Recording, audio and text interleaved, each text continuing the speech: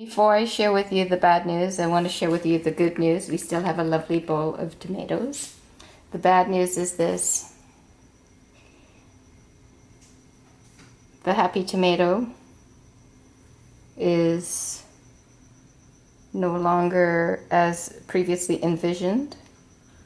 It came apart while I was getting ready to prepare it for presentation at the Makersville General Store and the Makerspace by the Sea. So that's what it looked like, something like that. And then now it fell apart. But I guess what it could be like a girl with a ponytail. Isn't that cute? Look at that.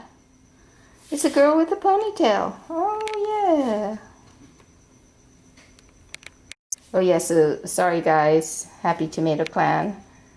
There will be no filming opportunity. All right.